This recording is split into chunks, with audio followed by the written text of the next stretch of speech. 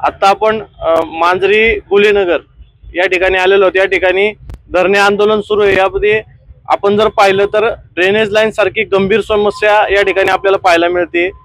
आज जवळपास 8 महिने झाले ताई तुमची इथं काम मंजूर झालंय असं आम्हाला कळतंय, पण ते काम झालं नाही। आता अधिकारी आले, ते काय सांगितलं तुम्हाला? काम झालेलंच नाहीये। अधिकाऱ्यांनी फक्त आश्वासनावरच पोट भरायला लावलेलं आहे। त्यामुळं त्यांनी असं आश्वासन दिलंय की सोमवारी कामाची अंमलबजावणी होईल, पण आश्वासनावर आम्ही शांत राहू शकत नाही असे आवाहन करतो शासनाला।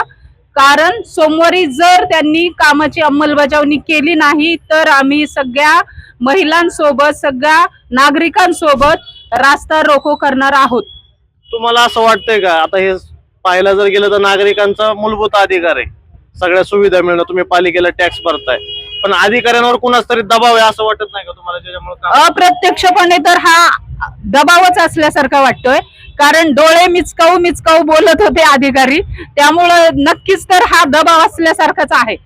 कारण जो व्यक्ती टॅक्स भरतोय, आम्ही आमचं जे आरोग्य आहे ते म्हणजे आमच्या आरोग्यावर कुठेतरी हा प्रश्नच आहे गंभीर, की ते परिपूर्ण आता पूर्ण शासनाच्या हातातच आहे, परंतु शासन कोणाच्या दबावाखाली आहे हे आज तागायत आम्हाला कळलं नाही। त्यामुळे 8 महिने वाट पाहतोय, अजून पुढेही वाट पाहण्याची आमची तरी आता सध्या हिंमत नाही। आता तुम्ही अधिकाऱ्यांच्या म्हणण्यावरती सहमत नाहीयेत? नाही। आता आपल्या सोबत अजून काय भगिनी आहेत, तिथले स्थानिक महिला आहेत, तर ताई तुमचं नाव काय? माझं नाव बेगम पिंजारी। आता साहेब आले होते पालिकेचे, तर तुम्ही त्यांच्याशी सहमत आहे का? काय झालं? नाही, अजिबात नाही आहोत, कारण गेल्या 8 महिन्यापासून आम्ही वाट बघतोय। कारण इथं प्रत्येक नागरिकांचं आरोग्य खूपच धोक्यात आहे, पण ते काहीही पाऊल उचलत नाहीये। मग आम्हाला नाईलाजाने कळसे दादांच्या ह्यांनी आम्ही हे आंदोलन चालू केलं, पण जोपर्यंत आम्हाला काही न्याय मिळणार नाही तोपर्यंत आम्ही आंदोलनावरून उठणार नाही।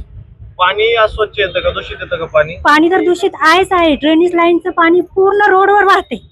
आम्ही अक्षरशः लहान मुलांना घेऊन, मी स्वतः सुद्धा माझ्या 2 नातवंडांना घेऊन या रस्त्यावर पडले। एवढे घाण पाणी आहे की पूर्ण पायाला खास सुटते। आरोग्य म्हणजे कसलंच आमच्या आरोग्यावर परत परिणाम होतोय, ते काही विचारायला नको। आता तुम्ही जर पाहिलं, तुम्ही धरणे आंदोलनाला बसला, तर सरकार तर पूर्ण लाडक्या बहिणींवर आले। तुम्ही सगळ्या बहिणी, लाडक्या बहिणी इथं बसलेल्या आहेत उपोषणाला। ही वेळ का तुम्हाला आली? प्रशासन दखल घेत नाही का? अजिबात दखलच घेत नाहीयेत। आम्ही तेच सांगतोय, त्यांनी जर दखल घेतली असती तर आम्हाला आज हा मार्ग शोधावा लागला नसता आंदोलनाचा। तर आमचं फक्त एवढंच म्हणणं आहे की त्यांनी आमची दखल घ्यावी। आम्ही एवढे नागरिक आहोत, खरोखर म्हणजे अजिबात आम्हाला काही सोय नाहीये इथे। तुम्ही जर पाहिलं गटाराच्या पाण्यातनं कसं चालतात तुम्ही, ते बघा, एवढा वास, एवढे मच्छर, प्रत्येकाचं आरोग्य इथं धोक्यात आहे। तर तेवढं प्रशासनाने जागा व्हावं आमच्यासाठी, तेवढं आमची दखल घ्यावी आणि आम्हाला तेवढं ड्रेनेज लाईनचं याचं काम करून द्यावं, ही त्यांच्याकडे आमची विनंती आहे। आम्ही कळसे दादांच्या पाठीमागे उभे आहोत, त्यांच्या ह्याने आम्ही हे आंदोलन पूर्ण करणार जोपर्यंत आमच्या मागण्या मान्य होत नाहीत, जोपर्यंत आमचं काम होत नाही। आता तुम्ही जर पाहिलं तर या ठिकाणी पिण्याच्या पाण्यामध्येही अतिशय दूषित पाणी येतंय। ते टॉयलेटचं पाणी, ड्रेनेजचं पाणी हे त्याच्यामध्ये मिक्स होतंय। या ठिकाणी आपल्या सोबत इथले अजून काही महिला आहेत, बोलणार आहे का ताई तुम्ही? सांगा ताई, आता अधिकारी आले होते, काय समस्या आहे? आमची समस्या फक्त ड्रेनेजचीच आहे। ड्रेनेजचं पाणी आहे ना, ते सगळं जातं, त्याच्यामुळे आमच्या लहान लहान बाळे आणि आम्ही सगळ्यांना आम्हाला त्याचा खूप त्रास होतो। आणि आम्हाला सरकार काय म्हणतं, तुम्ही लाडक्या बहिणी आहेत, लाडक्या बहिणी। अरे बाबा, तुम्ही आमचे भाऊ आहेत ना, मग आम्हाला रस्त्यावर यायची वेळ काय आणायची तुम्ही? बरोबर ना? लाडक्या बहिणी मला तर सगळ्यांना सारखा समान आम्हाला न्याय द्यायला हवा। त्याला लाडक्या बहिणी म्हणताना आम्ही रस्त्यावर आज 4 दिवस झाले उभं टाकलो। का उभं टाकलो? की तुमची सुविधा आम्हाला व्यवस्थित नाहीये म्हणून। तुम्ही जर सुविधा दिली तर आम्हाला आंदोलन करायची गरज नाही का? की आम्हाला त्रास त्याचा खूप व्हायलाय। आम्ही नागरिक आहेत, तुम्हाला मतदान देऊन निवडणूक करतो कशासाठी? आंदोलन करण्यासाठी किंवा घाणीत राहण्यासाठी? तुम्ही आम्हाला सांगा ना की बाबा हे का, आणि तुम्ही येता इथं आम्हाला नुसता गाल चुना लावून जाता आणि म्हणता की आमच्याजवळ हे नाही, आमच्याजवळ ते नाही, आम्ही हे करू शकत नाही। अरे पण का? तुम्ही कोणाच्या दबावाखाली काम करता का? जेव्हा मत पाहिजे तेव्हा तुम्ही हक्काने आमच्याकडे येता, आम्हाला मत मागता आणि आमच्या समस्या तुम्ही का करत नाहीत? आम्ही नागरिक आहोत, नागरिकाच्या अधिकाराने आम्हाला तुम्हाला बोलायचा अधिकार आहे आणि आम्ही तुम्हाला भांडू शकतो. जर तुम्ही सोमवारी काम नाही चालू केलं तर आम्ही आंदोलन करणार, रस्ता रोक करणार आणि अजून आमच्या मनात काय आहे ते आम्ही तुम्हाला नंतर दाखवणार. आता आपण जर पाहिलं तर या ठिकाणी महिलांना खूप तीव्र स्वरूपाचा संताप व्यक्त करताना आपण पाहताय. आपल्यासोबत या ठिकाणचे शासकीय माजी नगरसेवक आहेत.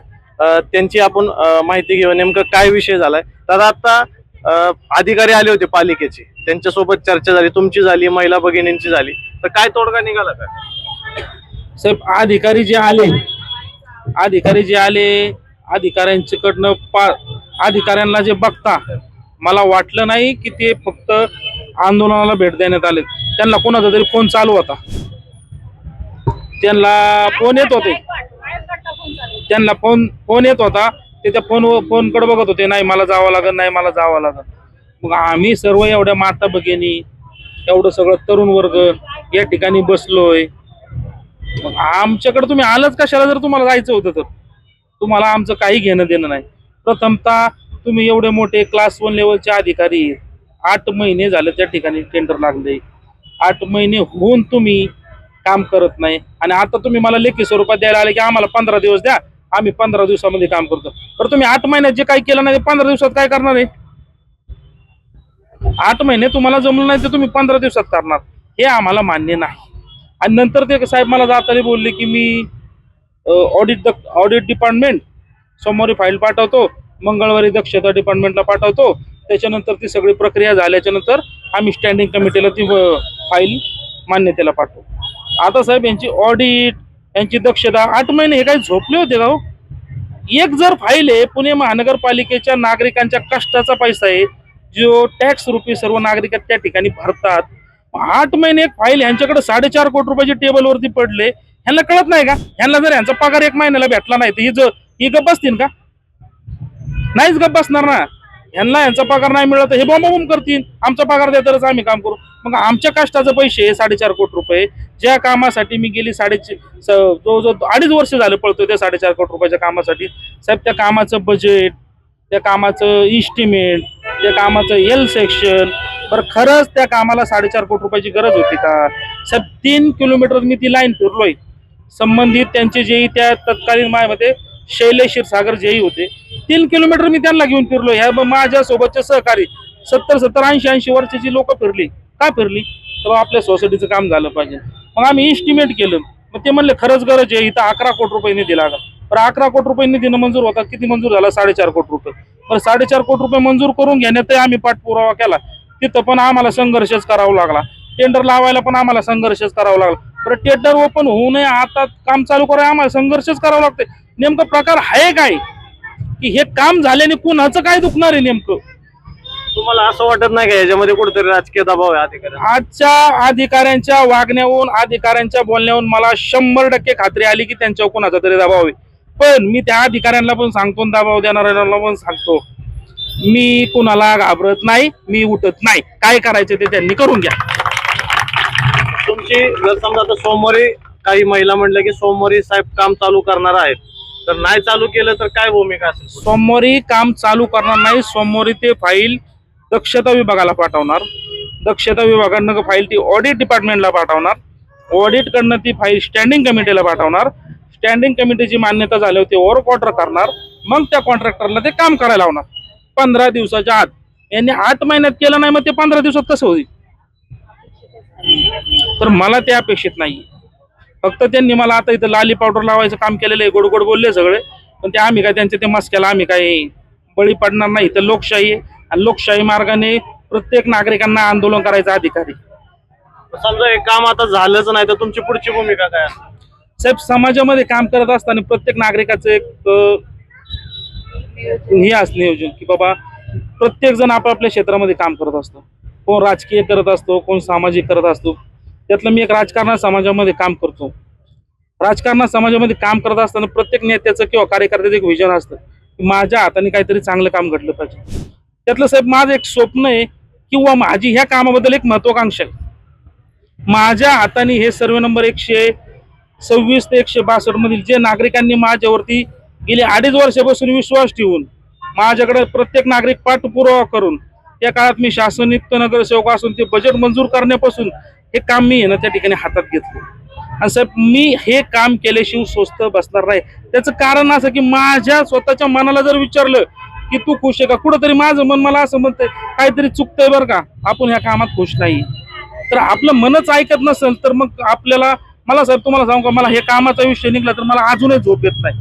तर आपण एवढं 2.5 वर्ष पाठपुरावा करून जर काम होतात नसेल तर मग आपण पाठपुरावा केलेलं सगळं गेलं का, आपला वेळ व्हायला गेला का, त्या सहकाऱ्यांनी आपल्यावरती विश्वास ठेवला होता, त्या सहकाऱ्यांनी आपल्याला वेळ दिला, त्यांचं सगळं व्हायला गेलं, असा प्रश्न माझ्या नेहमी मनात पडतो. पण मी हे काम केल्याशिवाय स्वस्त बसणार नाही. मग ह्यासाठी मला कोणतीही किंमत मोजावी लागली तर माझी मोजायची तयारी. आता आपण जर पाहिलं तर या ठिकाणी माजी शासन नियुक्त नगरसेवक आहेत मयूरदादा खलसे यांनी आक्रमक भूमिका घेतलेली आहे की जोपर्यंत काम सुरू होत नाही तोपर्यंत आम्ही थांबणार नाही. अधिक माहितीसाठी पात्रा अक्षय दोमाले, रोकटोक महाराष्ट्र, पुणे. रोकठोक महाराष्ट्राला सबस्क्राईब करा आणि बेल आयकॉनवर क्लिक करायला विसरू नका.